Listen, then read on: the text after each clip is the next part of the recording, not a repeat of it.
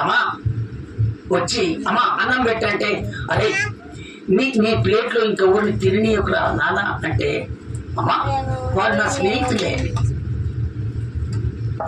తల్లి చెప్పే మాట, కుమారుడు చెప్పే మాట వింటారా? అమ్మా వాళ్ళు నా స్నేహితులే, ఏం కాదు, మేమందరం కలిసి తింటాం. ఇప్పుడు అక్కడ జరుగుతున్నటువంటి సిచ్యువేషన్ అక్కడ ఏమైందో తెలుసా?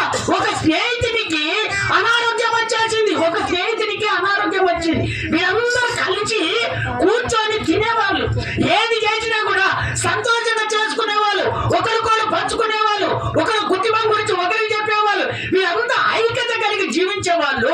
అందులో ఒకరికి అనారోగ్యం వచ్చింది, అనారోగ్యం రాగానే వాడు వదిలిపెట్టారు. దేవుని బిడ్డలారా, వాడు వదిలిపెడతాడు నీ స్నేహితుడు, కానీ నిజమైనటువంటి నా స్నేహితుడు ఎన్నడికి విడవక నిన్ను వదిలిపెట్టనే పెట్టను. అయితే ఇంతకుముందు నువ్వు స్నేహితులతోటి దోస్తానం చేసావేమో, కానీ నా దేవుడు చెప్తున్నాడు ఇప్పుడు నాతో నువ్వు స్నేహం చేయమని దేవుడు కోరుకుంటున్నాడు. ఇప్పుడు గత అంతా అయిపోయింది, ఈ పరిస్థితులు అన్నీ అయిపోయినాయి.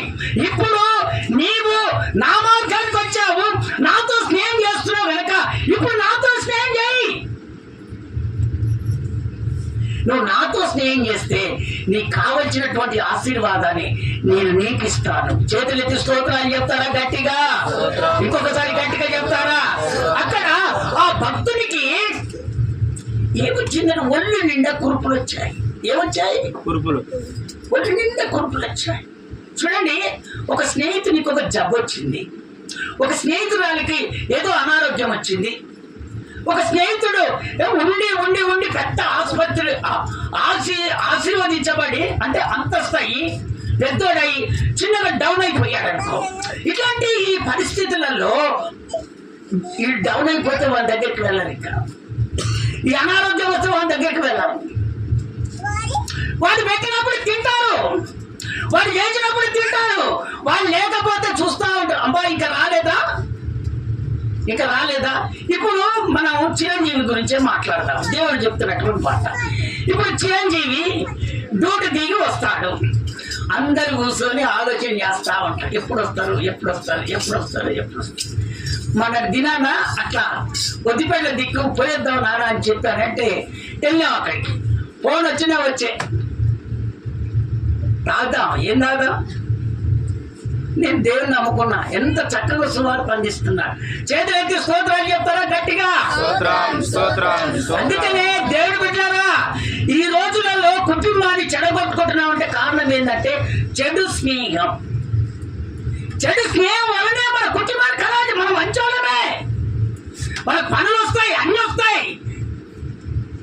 మనకు జ్ఞానం లేక, మనకు తెలివితేటలు లేక వాళ్ళను లోబడి మనం తెచ్చినటువంటి సంపాదన అంతా ఇంట్లో ఏదో కొంచెం ఇచ్చినట్టుగా ఇచ్చి ఉన్నదంతా ఖరాబ్ చేస్తున్నాం.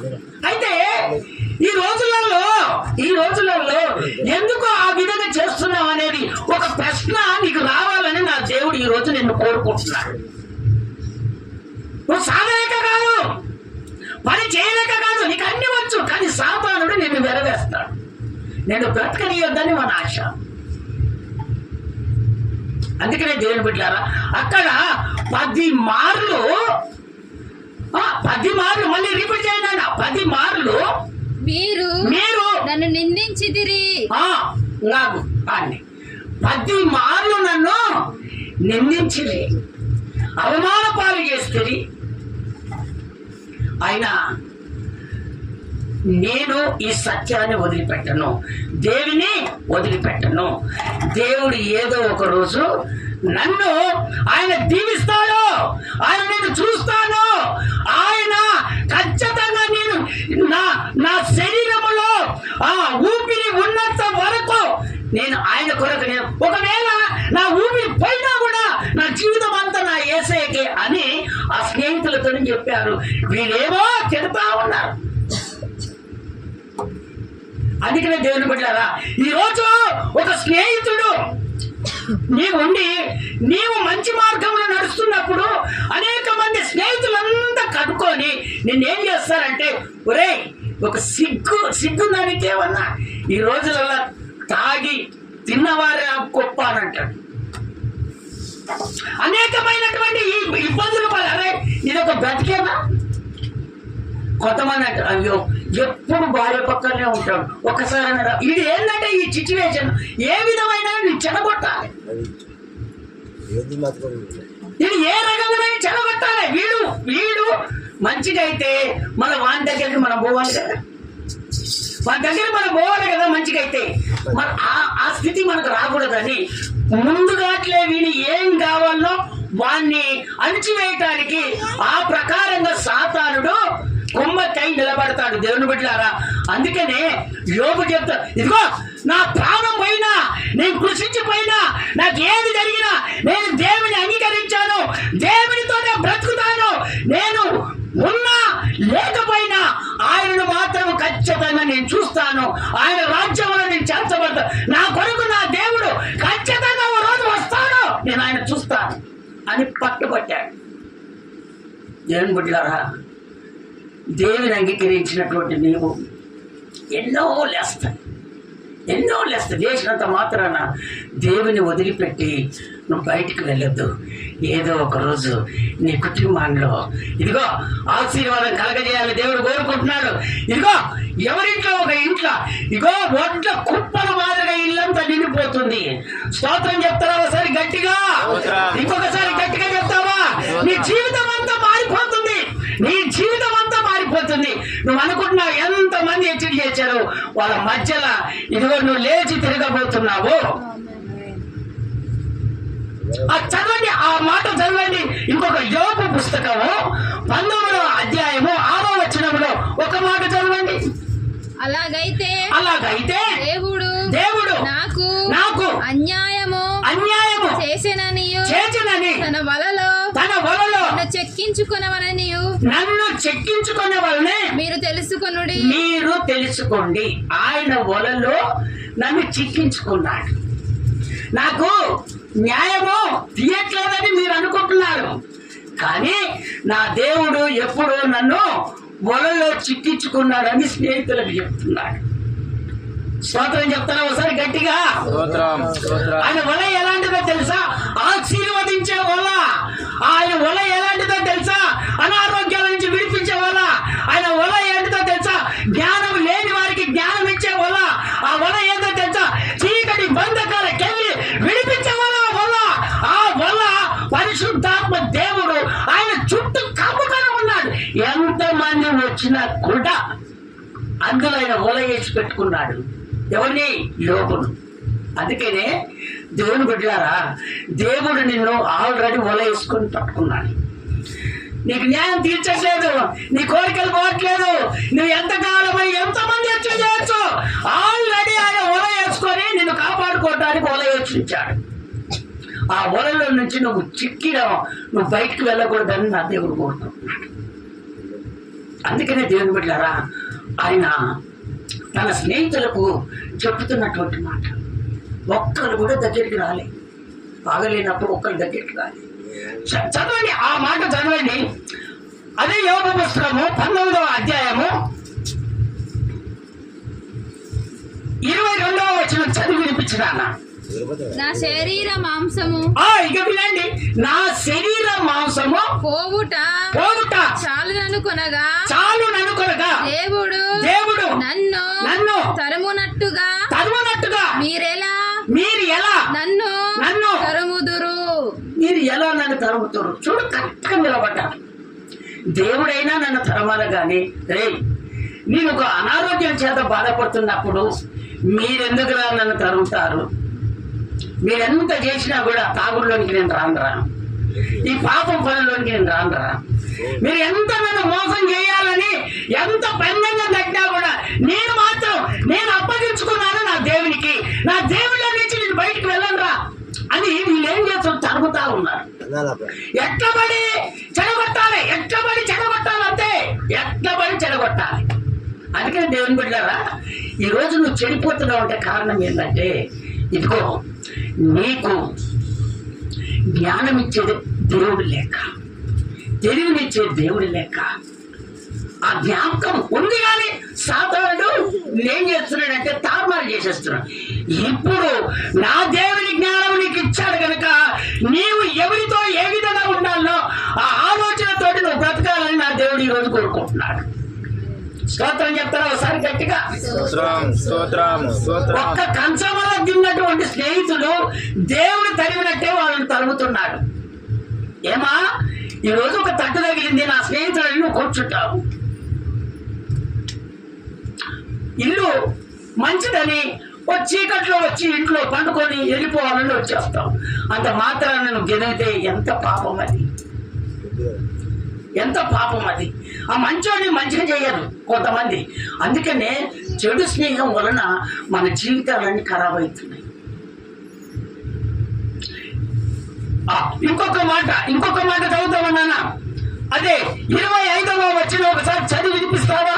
అయితే నా విమోచకుడు సజీవుడని తరువాత ఆయన భూమి మీద నిలుచుననియు ఎరుగుదును. నేను ఎరుగుతాను రే స్నేహితులారా. నా దేవుడు సజీవుడైనా, నా విమోచకుడైన నన్ను కాపాడే దేవుడు, ఆయన ఎప్పుడు బ్రతికున్న దేవుడే. ఆయన నా కొరకు ఖచ్చితంగా వస్తాడు. మీతో నాకేం పండురా? కొంతమంది ఎమ్మడి లోబడిపోతారు. కోట తీసుకొచ్చాడు పెడితే ఇంత చికెన్ ముక్కలు పెట్టండి, బాప్తిసం తీసుకున్నా దాంట్లో పడిపోతాను. ఎంత ఎంత హీనమైనటువంటి పని. నా దేవుడేమో నీ కొరకు ప్రాణం పెడితే నువ్వేం చేస్తావు? కోటల మీద ప్రాణమా? అదే నన్ను ఇల్లు కాపాడేది, అదే నన్ను స్థితి మార్చేది.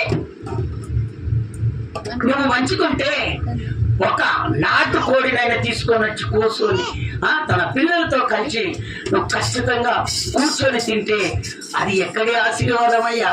అది దేవుని ఆశీర్వాదం. చేతులెత్తి ఒకసారి స్తోత్రాలు చెప్తారా గట్టిగా? ఇంకొకసారి గట్టిగా చెప్తారా? నా దేవుని బిడ్డలారా, మీరు ఈ విధమైనటువంటి ఆలోచనతోటి మీరు రావాలి తప్ప ఇదిగో చెడు స్నేహాన్ని పెట్టుకొని నీ కుటుంబాన్ని నాశనం చేసుకున్నాం. ఈ రోజు నీకు బాగలేదంటే ఏ స్నేహితుడు నీ దగ్గర తిరిగి వస్తాడు? ఇప్పుడు 2 కోటలు కోపిస్తారంటే ఎమ్మటి కాచాబడి దిగుతారు. మా ఇంట్లో ఒక ఫంక్షన్ చేస్తున్నారని ఎమ్మటి దిగుతారు వచ్చేసి. అందుకనే దేవుని బిడ్డలారా, ఈ చెడు స్నేహం అంతా తీసివేసుకొని నా యేసయ్యతోడు నువ్వు స్నేహం చేయి, నీవు సంతోషంగా ఉంటాం. చేతులెత్తి స్తోత్రాలు చెప్తారా గట్టిగా? 26వ వచనం.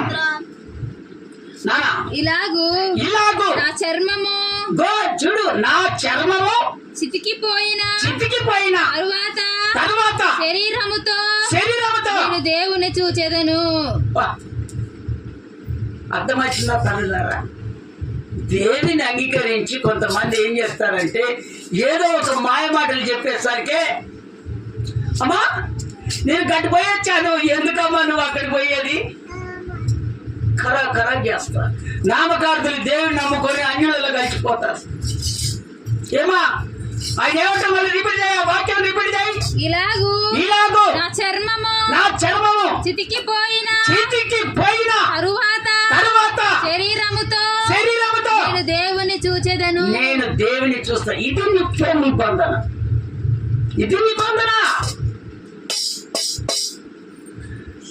వల వేశాడు దేవుడు, ఆ వలలో నిలబడ్డాడు అంతే. ఎంత మంది వచ్చినా కూడా అవసరం లేదు, నేను దేవుని అంగీకరించాను, ఆయనతో బ్రతుకుతానంతే. నా జీవితంలో ఒక మార్పు వచ్చింది. ఇన్ని రోజులు నాకు మార్పు రాలేదు, ఇప్పుడు మార్పు వచ్చింది. నా కుటుంబాన్ని నేను కాపాడుకునే ఆ కృప నాకు దేవుడు ఇచ్చాడు. ఈ రోజు నుంచి తాగుడా బంధు, చెడ్డ స్నేహితులు బంధు, ఇరుగు పొరుగు వాళ్ళు కైలాటం పెట్టే వాళ్ళు బంధు. వాళ్ళతో నాకు అవసరం లేదు. నా దేవుడు, నా కుటుంబము, నా భార్య, నా పిల్లలు అందరూ సంతోషంగా ఉండాలని నేను కోరుకున్నాను. నేను నిర్ణయించుకుంది అదే, ఆ ప్రకారంగానే నేను జీవిస్తాను. నువ్వు ఎన్ని 10 సార్లు నిందలేయి, నువ్వేం చేయి, నేను బయటకు వెళ్ళాను. కొంతమంది ఏం చేస్తారంటే ఒరే నువ్వు పెద్ద మూర్ఖుడు వేరే ఎప్పుడు కొమ్ము పట్టుకొని కూర్చుంటే ఎవరో రారే అంటే అబ్బా ఉరకనే ఉరికి లేచి పాయ ఎమ్మటే అబ్బా ఏమైనా స్తంభం ఎక్కి ఆ దిగినట్టు అయిపోతాడు ఒకేసారి నీ సంసారం చెడగొడతానికి వాడు నిన్ను ఆ విధంగా ఎన్నో రకాల ఇబ్బంది పెడతారు. దేవుని బిడ్డారా, దేవుని వాక్యం ఆయన చూడు, నా శరీరము ఇంకిపోయినా కూడా మళ్ళా శరీరం నాకు దేవుడు ఇస్తాడు, ఆ శరీరంతో నేను దేవుడిని చూస్తాను, నన్ను బాగు చేస్తాడు, నాకు ఏది జరగలేదో నా దేవుడు ఖచ్చితంగా చేస్తాడు. ఇంకొక మాట చదువునా 27 నా మట్టుకు నేనే చూచెదను మరి ఎవరను కాదు నేనే కన్నులారా ఆయనను చూచెదను. స్తోత్రం చెప్తా ఒకసారి గట్టిగా. మీరు చూడరేమో గాని నా దేవుడు ఖచ్చితంగా నా కన్నులతో నేను చూస్తాను. ఎందుకంటే నా కొరకు నా దేవుడు వస్తాడు. నేను ఆయన అంగీకరించాను, నేను కృంగిపోయాను, అంత మాత్రాన నా దేవుడు వదిలిపెట్టాడు. ఆయన ఖచ్చితంగా నా దగ్గరికి వస్తాడు. ఆయన నేను చూస్తాను, ఆయన నాలో ఉంటాడు, ఆయన నన్ను ఎక్కడికి నడిపిస్తాడో అక్కడికి తీసుకొని వెళ్తాడు.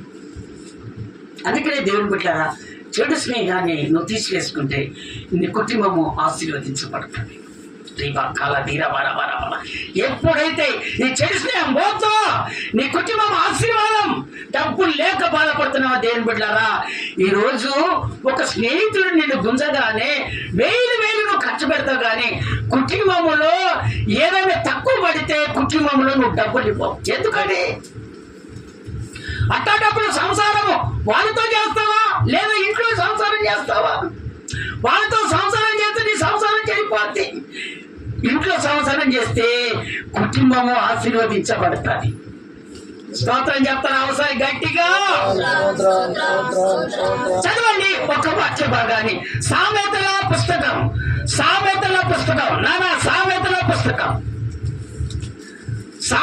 పుస్తకం 13వ అధ్యాయం 5వ వచనం. 13వ అధ్యాయం 5వ వచనం. నీతిమంతునికి కళ్ళ మాట అసహ్యము భక్తిహీనుడు నిందించుచు అవమానపరచును.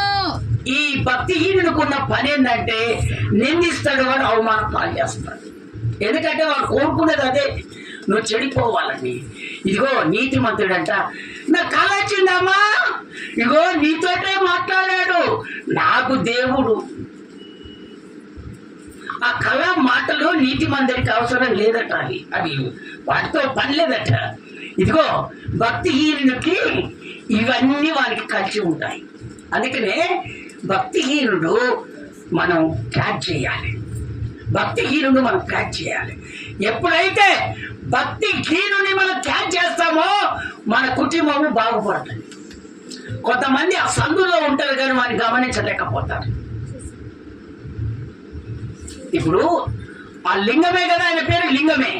ఈ లింగము చాలా మంచివాడు, భార్య ఉంటే ఆమెకు అర్థమైపోద్ది. చాలా మంచివాడు, ఆయన పని చేసినప్పుడు డబ్బులు తీసుకొచ్చి భార్యకు తప్ప ఎవరికి ఇవ్వడు. ఆ నడుస్తూ ఆ సమయంలో ఒకడే కిరాకిగాడు, వాళ్ళ సందులో ఒకడే కిరాకిగాడు దొరికాడు. వారి ద్వారా ఆయన ఖరాబ్ అయిపోయాడు. వాడు ఇటు మంచిగా చెప్తాడు, అటు మంచిగా చెప్తాడు, కానీ కుటుంబాన్ని ఏం చేస్తాడంటే ఖరాబ్ చేస్తాడు. దాన్ని క్యాచ్ చేయలేరు. క్యాచ్ చేసిన ఆడ మనిషి మగ మనిషి వినడు. ఆ విధంగా చాలా కుటుంబాన్ని ఖరాబ్ చేసుకున్నాడు. చూడు, ఈ మధ్య కాలంలో మీరు ఐక్యత కలిగి జీవిస్తే అందరికన్నా ఎక్కువ మీరు ఆశీర్వదించబడతారు. చేతులెత్తి స్తోత్రాలు చెప్తారా గట్టిగా? ఇంకొకసారి గట్టిగా చెప్తారా? ఇప్పటికైనా వాడు అప్పుడప్పుడు ఫోన్ చేస్తున్నాడు, ఫోన్ బంద్ చేయటం మంచిది. లేదా మీ కుటుంబానికి ఇదిగో ఆశీర్వాదాన్ని వాడు తారుమారు చేసేస్తాడు. అది మంచి పద్ధతి కాదు. వాడు ఎప్పటి నుంచో కూర్చున్నాడు, మీరు మంచిగా బ్రతకకూడదని వాడు ఎప్పటి నుంచో ఆలోచనతోటి ఉన్నాడు. నేను మాట్లాడేది దేవుడు మాట్లాడుతున్నాడు అని చెప్పింది నేను చెప్తున్నా. చేతులెత్తి స్తోత్రాలు చెప్తారా గట్టిగా? అందుకనే మీరు వెంటనే మీరు ఎవరో నాకు తెలియదు, మీరు ఏందో నాకు తెలియదు, కానీ ప్రభు మాట్లాడుతున్నాడు నేను చెప్తున్నా. ఇప్పటికైనా ఆ ఫోన్లు స్విచ్ ఆఫ్ చేసుకోవాలి, లేదా ఆ నెంబర్ బ్లాక్ అయ్యి ఎప్పుడో ఒకసారి మన అవసరం వస్తాడు. నువ్వు మంచిగా అయిన తర్వాత వాడిని నిన్ను అంచి వేయలేడు, నువ్వు చిక్కవు. నువ్వు మంచిగా అయినాక వాడిని అణిచి వేస్తావు నువ్వు. కానీ వాడిని ఏం చేయాలంటే నువ్వు దాన్ని ఏమన్నారు ఇప్పుడు ఏమంటే నేను బ్లాక్ లో పెట్టుకోవాలి. ఎందుకంటే మళ్ళీ అవసరం ఉన్నప్పుడు అవసరం ఉంటుంది. చేతులు ఎత్తి స్తోత్రాలు చెప్తారా గట్టిగా? ఇంకొకసారి గట్టిగా చెప్తారా? అందుకని ఇవన్నీ ఎవరు చేస్తారంటే భక్తిహీనులు. అమ్మ దేవుడు నమ్ముకున్నా, అమ్మ నమ్ముకున్నా, ఎన్ని సంవత్సరాలు అయినా ఈ సంవత్సరం అమ్మ అందరు దోస్తులు అయితే వెళ్ళిపోతున్నారు. మాకు గంధాలు పూసుకోవడం బొట్టు పెట్టుకోవడం, బొట్టు పెట్టుకోవడం ఏమైనా ఇలువ పైసలు. ఆయన ఏమంటున్నాడు? నా చర్మము క్షీణించిపోయినా కూడా దేవుడు నా కొరకు మళ్ళీ వస్తాడు, నా నా నా శరీరముతో ఆయన చూస్తానంటున్నాడు అక్కడ. ఏది నీ భక్తి? అందుకని దేవుని బిడ్డలారా, సత్యములో జీవిస్తున్నటువంటి వారు పొరపాటున ఏదైనా వెగతేరం కలిసి నువ్వు బయటికి వెళ్ళావు అనుకో, మన సత్యంలో నిలబడాలంటే కష్టము. నువ్వు అన్యుల ఆచారాన్ని పట్టాల్సింది ఖచ్చితంగా. మళ్ళీ రావటానికి ముఖం ఉండదు, ముఖం అస్సలు ఉండదు. ఇక రావటానికి ముఖం ఉండదు. నువ్వు లాస్ట్కి ఏమైపోతావు తెలుసా? అన్యులలో కలిసి మళ్ళీ ఏం చెప్తావు తెలుసా? అమ్మా నేను గెలవలేదా, మీరు కూడా గెలవాలి. మళ్ళీ వీళ్ళేం జాగ్రత్తగా దేవుడు మాట, నీ భర్తనే కూర్చోచ్చు, నీ పిల్లల్నే కూర్చోచ్చు, నేను ఏదో ఒక రకం వికారములు పెట్టడానికి వాడు ఏదో ఒక రకంగా నిన్ను సాతానుడు మధ్య పెట్టేస్తాడు. తల్లులారా, బిడ్డలారా, నేను ఎన్నోసార్లు దేవుని మందిరానికి వెళ్ళి నాకే ఒరిగింది అంటున్నప్పుడు వింటున్నారా? జాగ్రత్తగా దేవుని వాక్యాన్ని వింటున్నారు. వాళ్ళకి ఎందుకంటే ఎటు పోయినా స్థానం లేదు కనుక ఆ ప్రకారంగా అయిపోతారు. అందుకనే నీ స్థితిని మార్చుకోకూడదు. చెప్పినంత మాత్రాన నీవు సంఘానికి ఐక్యత కలిగి నువ్వు జీవించినప్పుడే నీ రాజ్యములో, ఆయన రాజ్యములో నువ్వు చేర్చబడతావు. ఈ భూమి మీద నీకు ఏది కావాలనో నా దేవుడు ఖచ్చితంగా చేస్తాడు. చేతుల స్తోత్రాలు చెప్తారా గట్టిగా? ఇంకొకసారి గట్టిగా చెప్తారా? చదవండి మత్తయి సువార్త 5వ అధ్యాయం 11వ వచనం. 5వ అధ్యాయం 11వ వచనం. నా నిమిత్తము జనులు మిమ్మును నిందించి హింసించి మీ మీద అబద్ధముగా చెడ్డ మాటలెల్లా పలుకునప్పుడు మీరు ధన్యులమ్మా. ఇప్పుడు వెళ్ళారు, చెడ్డ మాటలు మీ మీద చెప్తారు. ఎందుకంటే నిన్ను ఖరాబ్ చేయాలి, దేవుళ్ళ నుంచి బయటికి వెళ్ళాలి. ఏం చెప్పాలి? చెడ్డ మాటలు అని చెప్తారు. అమ్మా ఇవన్నీ నాకు కాదమ్మా, దేవుడు నా పూర్వం చేశాడు, ఆయన మళ్ళీ చేస్తాడు అని నిలబడిన వాళ్ళే నువ్వు ధన్యురాలు అంట దేవుడు చెప్పి. మరి రిపీట్ చేయ మాట, రిపీట్ చేయి, మళ్ళీ చేయి, అదే మాట రిపీట్ చేయి మళ్ళా. చూడు, నా నిమిత్తము జనులు మిమ్మును నిందించి ఆగు. ఎవరి నిమిత్తమంట? యేసు ప్రభువును నమ్ముకున్నందుకు జనులు నా నిమిత్తమై మిమ్మల్ని నిందిస్తారు, హింసిస్తారు, నీ మీద అబద్ధముగా. ఎవరి మీద? నువ్వు దేవుని అంగీకరిస్తున్నటువంటి నీ మీద అబద్ధముగా చెడ్డ మాటలు అని చెబుతారు. పలుకునప్పుడు మీరు ధన్యులు. నువ్వు వదిలిపెట్టి వెళ్ళిపోయావా, దేవుని దగ్గర ధన్యత పొందుకోలేవు. నువ్వు నిలబడ్డావా, నువ్వు దేవుని దగ్గర ధన్యత పొందుకున్నావు. చేతులు స్తోత్రాలు చెప్తారా గట్టిగా? ఇంకొకసారి గట్టిగా చెప్తారా? అందుకనే ఆ అమ్మ సాటు, ఈ అమ్మ సాటు, ఈయన సాటు, ఆయన సాటు ఇవన్నీ చేసుకోకూడదు. మనం దేవుని అంగీకరించావు, చావైనా బ్రతకైనా ఆయన కొరకు. దేవుడు ఖచ్చితంగా నీకు మేలు చేస్తారని మాట ఇచ్చిన దేవుడు ఆయన చేయకుండా మానడు. నా నిమిత్తమనే దేవుడు చెప్తున్నాడు. నేనే నిందలపడ్డా అయిపోయా, నిందించారు, మిమ్మల్ని కూడా నిందిస్తారు. దేవుని అంగీకరిస్తాడు, మళ్ళీ లోకములు కలుస్తారు, వాళ్ళు వచ్చి నీ మీద నింద చేస్తారు, మీ కుటుంబాలను ఖరాబు చేస్తారు. మీరు మాత్రం వెళితే ధన్యత లేదు, మీరు కరెక్ట్గా మీరు ఉంటే మీకు ధన్యత కలుగుతుందని దేవుడు చెప్తున్నాడు. స్తోత్రం చెప్తారా ఒకసారి గట్టిగా? చదవండి. అదొకటే కాదు, ఇదిగో మార్కు సువార్త 15వ అధ్యాయము 27వ వచనం ఒకసారి చదివి వినిపిస్తా ఉన్నాను. మార్కు సువార్త 15వ అధ్యాయము 27వ వచనం. మరియు కుడి వైపున ఒకరిని ఎడమ వైపున ఒకరిని ఇద్దరు బందిపోటు దొంగలను ఆయనతో కూడా సిలువ వేశారు. అప్పుడు ఆ మార్గమున వెళుచున్నవారు తమ తలలు చూచు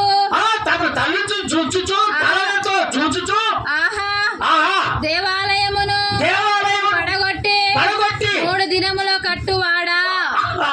చూసావా, యేసు ప్రభు సిలువ వేస్తే ఇదిగో ఈయన బతికున్నప్పుడు 3 రోజులకే దేవాలయం కడతాడన్నాడే. ఇప్పుడు ఏమైపోయింది నీ బతుకు? ఇదిగో నీకు సిలువ వేయించారు, నువ్వు సిలువ తెప్పుకొని చూద్దావు, నీ సంగతి ఏందని వాళ్ళు నిందిస్తున్నారు అక్కడ. ఇంకా కిందికి చదువునారా, కిందికి చదువు. సిలువ మీద నుండి దిగి నిన్ను నీవే రక్షించుకోమని, నిన్ను నీవు దేవుని అంటున్నారు వాళ్ళు, నిన్ను నీవే రక్షించుకో చెప్పి ఆయనను దూషిస్తా ఉన్నారు. ఎవరిని? యేసు ప్రభువును దూషిస్తా ఉన్నారు. అట్లు శాస్త్రులను, ఎవరిలో శాస్త్రులు, ప్రధాన యాజకులు అంటే దేవుని అంగీకరించినటువంటి నామకార్థుల భక్తులు అందరూ చేస్తున్నటువంటి ఆ మాట అపహాస్యము చేయించు. వీడి వీడు ఇతరులను రక్షించను, తన్ను తాను రక్షించుకొనలేదు. ఇజ్రాయేలు రాజగు క్రీస్తు ఇప్పుడు శిలువ మీద నుండి దిగి రావచ్చును.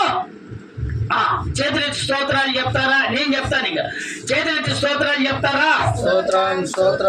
శాస్త్రులు పెట్టిన ప్రధాన యాజకులు వీళ్ళకు దేవుని అంగీకరించి బ్రతికే వాళ్ళే, కానీ పరిశుద్ధాత్మను నమ్మరు, పరిశుద్ధాత్మ అభిషేకాన్ని నమ్మరు. కొంతమంది దేవుని బిడ్డలు మన దాంట్లో కూడా ఉంటారు. వీళ్ళు మాటలు చెప్తా ఉంటే ఆ అంశాలకు నడుచుకునే వాళ్ళు చాలా మంది ఉంటారు. అంటే మన దాంట్లో లేరు, అలాంటి వాళ్ళు ఉంటారు. మీరు ఏదో ఒక మాట చెప్పి నిన్ను గంటె చేస్తారు. అంటే వీళ్ళు ఏం చేస్తున్నారు? ఇప్పుడు సందు దొరికి 3 రోజులకే దేవాలయం కడతారన్నావే, నీకు సిలువ వేసి తెచ్చుకో, హెచ్చుడు చేస్తున్నారు. శాస్త్రులు, ప్రధాన యాజకులు, అక్కడ ఉన్నటువంటి వాళ్ళు, ఇదిగో ఆయన అంటే సిలువ వేయబడిన వాళ్ళే. ఎందుకు నీ చేతనైతే ఇప్పుడు తెప్పుకో చూద్దాం, ఇది తెప్పుకో చూద్దాం అని అంటున్నాడు. అయితే నా దేవుడు ఆయన సమాధి చేసినప్పుడు ఆయన 3వ రోజు ఆ సమాధిని అంతా చీల్చుకొని ఆయన పరలోక రాజ్యములో ఆయన తండ్రి కుడిపార్చాను కూర్చొని ఉన్నాడు. శాస్త్రులు మీరు ఎంతటి వారు? ప్రధాన యాజకులు మీరు ఎంతటి వారు? ఆయన ఏదైనా చేయగలడు నా దేవుడు, నీకు ఏదైనా చేయగలడు నా దేవుడు. జబ్బుతో బాధపడుతున్నావా? అనారోగ్యం చేత బాధపడుతున్నావా? అప్పుల బాధలతో బాధపడుతున్నావా? నీవు శనగ పంట పైన పండకాయలు బాధపడుతున్నావా?